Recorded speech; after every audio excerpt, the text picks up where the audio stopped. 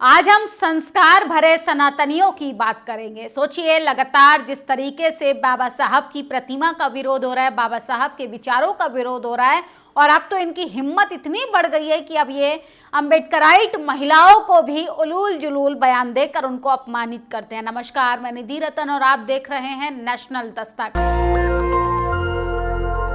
आइए बात करते हैं कि सनातनी जो अपने आप को सो कॉल्ड सेकुलर और राष्ट्रवादी कहते हैं, उनके संस्कार किस तरीके से उनमें कूट कूट कर भरे हैं। मुझे तो लगता है कुछ ज़्यादा ही कूट गए हैं, इसलिए ज़्यादा आपको दिखाई भी देंगे। सबसे पहले आप स्क्रीन पर ये स्क्रीनशॉट देखिए, तो देखा आपने इसमें जो इज्जत दी जा रही है महिलाओं को, वो वाकई में सनातनियों के काबिले तारीफ है, क्योंकि इनसे तर्क वितर्क तो होगा नहीं, विज्ञान पे बातें तो होंगी नहीं, महिलाओं को सम्मान देने की बात इनसे होगी नहीं, क्योंकि ये महिलाओं को गाली देने का काम बखूबी कर सकते हैं। और ये कोई पहला व्यक्ति नहीं है जिसका नाम चितरंजन पांडे है। सोचिए, बाबा साहब को और बाबा साहब के मानने वालों को किस तरीके से महिलाओं को अपशब्द कहकर उनको अपमानित कर रहा है। मुझे तो चितरंजन पांडे नाम के व्यक्ति की घर की महिलाओं की चिंता हो रही है कि इसकी घर की महिलाएं कैसे सुरक्षित रहती होंगी। इसकी माँ, इसकी बहन और इसकी होने वाली बीवी, अगर एक कवारा है तो, अगर शादी हो गई तो इसकी बीवी की क्या हालत होती होगी जब ऐसी घटिया मानसिकता के लोग समाज में रहने का काम करते। और सोचिए, Chittaranjan Pandey feeling fantastic in India, अपने आप को ये फेसबुक पर फीलिंग फैंटेस्टिक बता रहा है। ये कैसी फैंटेस्टिक इनकी फीलिंग है कि महिलाओं को ये गाली दे रहे हैं, और ऐसी गाली दे रहे हैं कि शायद इनकी मां सुन ले तो अफसोस हो उनको कि मैंने ऐसा कुपुत्र पैदा किया है। सोचिए, इनसे कुछ नहीं होता, अपने जाति के अहंकार में चूर ये पांडे किस तरीके से बहुजन समाज की महिलाओं को गाली दे रहा है, और कोई मुंह तोड़ इसको जवाब दे दे तो ये आस्था का खेल खेलते हैं, ये धर्म का खेल खेलते हैं। ये कहते हैं हमारी भावनाएं आहत हो गई। क्या इस देश में सिर्फ ऐसे ढोंगी पाखंडी सनातनियों की सिर्फ आस्था है, या तमाम लोग जो हैं सिर्फ टाइटल देकर कार्रवाई करेंगे? ऐसे लोगों पर सरकार को तो छोड़िए, प्रशासन को ऐसी कठोर कार्रवाई करनी चाहिए कि बाबा साहब का अपमान करने वाला प्रत्येक व्यक्ति अपराधी ही माना जाएगा, क्योंकि इस देश के सर्वोच्च संविधान को बनाने वाले बाबा साहब को अपमानित करते हुए न शर्म और लज्जा नहीं आती है। महिलाओं को किस तरीके से गाली देते हो, कभी उनको अपशब्द कहते हो, शर्म आनी चाहिए कि आपके घर में भी महिलाएं हैं, माताएं हैं, बहनें हैं। लेकिन क्या करें, पांडे के संस्कार हैं, इनके संस्कार तो कूट कूट कर भरे हैं। और सोचिए किस तरीके से इस स्क्रीनशॉट में अब गाली पड़ी है, मुझे तो बोलते हुए भी शर्म आ रही है। तो इसकी मानसिकता का अंदाजा लगाइए, ये किस तरीके से हैं। ये महिला विरोधी जातिवादी व्यक्ति किस तरीके से ये बाबा साहब को गाली दे रहा है, और इनकी बात बात पर आस्था जो है ठेस पहुंच जाती है। तो ऐसे चितरंजन पांडे को मुंहतोड़ जवाब देना प्रशासन का काम है। शर्मनाक निंदनीय घटना, राजस्थान के दिदवाना में बाबा साहब भीमराव अंबेडकर की प्रतिमा को कुछ मुस्लिम लोगों ने खंडित कर दिया। औरंगजेब की औलादे जो हैं, ऐतिहासिक कठोर सजा मिलनी चाहिए, तमाम लोग इस तरीके से बातें कर रहे हैं। लेकिन सोचिए, धार्मिक उन्माद जो भी फैला है, किसी भी धर्म का हो, किसी भी जात का हो, धार्मिक कट्टरता असल में नफरत को बढ़ावा देती है।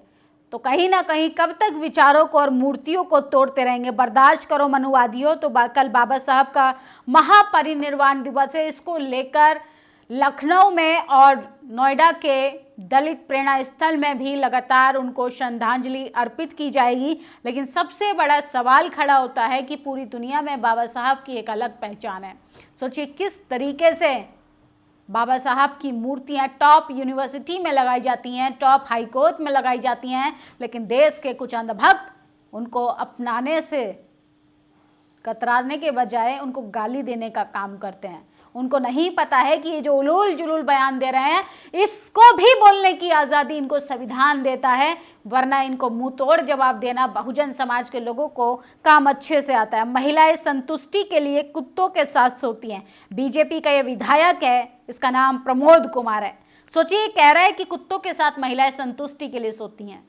ये लोग महिलाओं की रक्षा करेंगे, ये लोग महिलाओं का हक अधिकारों के लिए बात करेंगे, ये लोग महिलाओं का सम्मान करेंगे। सबसे ज्यादा बलात्कारी अगर किसी पार्टी में है तो भाजपा सरकार में है। प्रज्वल रेवन्ना याद है तो किस तरीके से मोदी जी प्रचार प्रसार करने गए थे, मोदी जी का खुद संसदीय क्षेत्रों में बीएचयू कैंपस में एक लड़की का रेप हो जाता है और वो रेप आरोपी बीजेपी का प्रचार प्रसार करने के लिए 60 दिन तक व्यस्त रहते हैं। और अब उन्हीं के पार्टी का ये नफरती गुंडा कह रहा है कि महिलाएं संतुष्टि के लिए कुत्तों के साथ सोती हैं। अरे बीजेपी का ये विधायक तो कुत्तों से भी गैर गुजरा है, क्योंकि ऐसे लोगों को महिलाओं के लिए सिर्फ गाली गलौज करनी है, बलात्कारियों को बढ़ावा देना है और इनके बस की बात कुछ नहीं है। अब इन धूर्त बुद्धिहीन विधायक को ही देख लीजिए तो ये कोई पहला व्यक्ति नहीं है, ऐसे तमाम लोग हैं जो जितना बड़ा बलात्कारी, जितना बड़ा अपराधी, जितना बड़ा डकैती लूटपाट करेगा उसको उतनी बड़ी पद और प्रतिष्ठा दी जाएगी। ये देश के हालात हो गए हैं।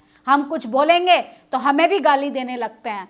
सोचिए, और ये हैं जगत गुरु, अपने आप को सो कॉल्ड जगत गुरु कहते हैं।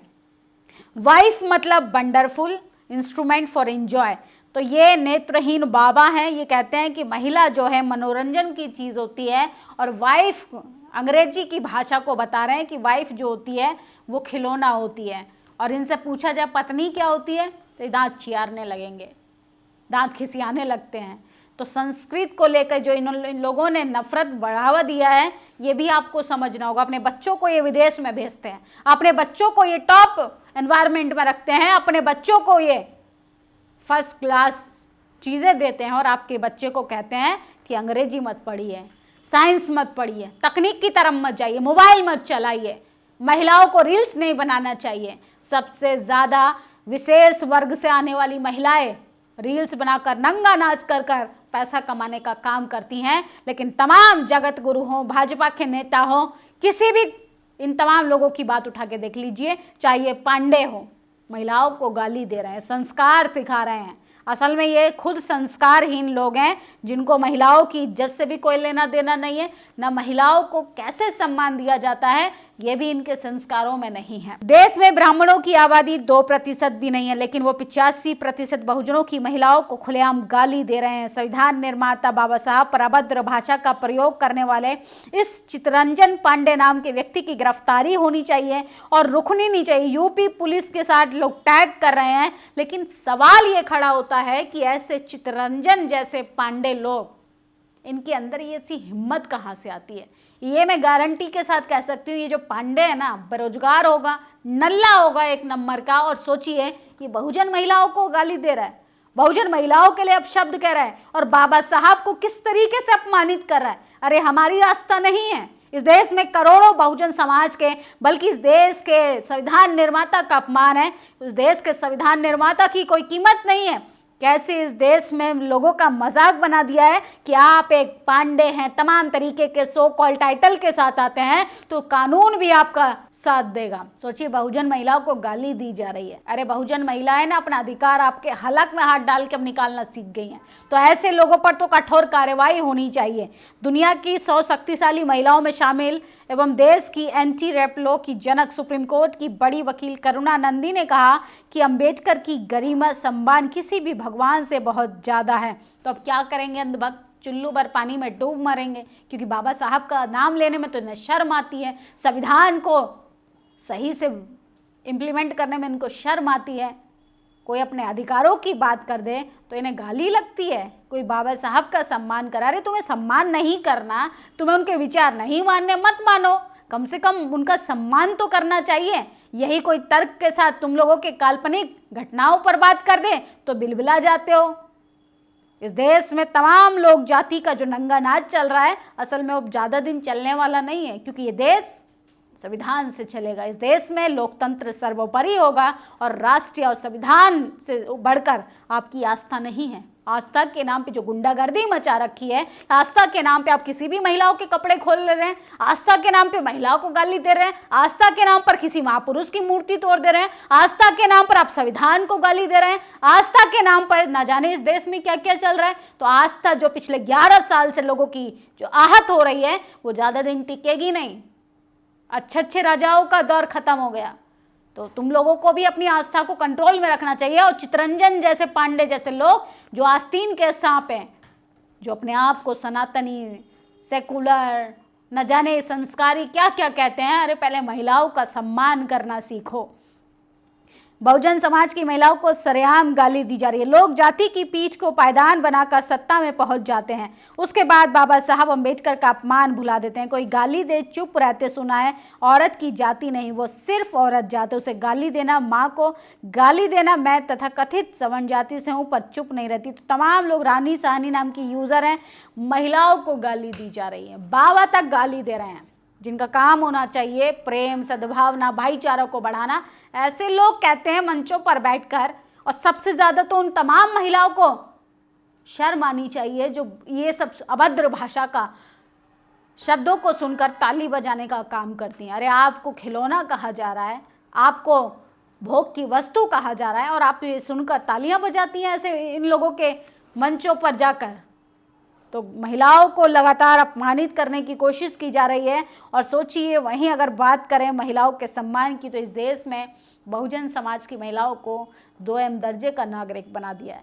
एक लिंग के आधार पर और जाति के आधार पर उनको किस तरीके से अनाप शनाप बोला जाता है। शर्म आनी चाहिए ऐसे तमाम लोगों को अपने संस्कारों पर।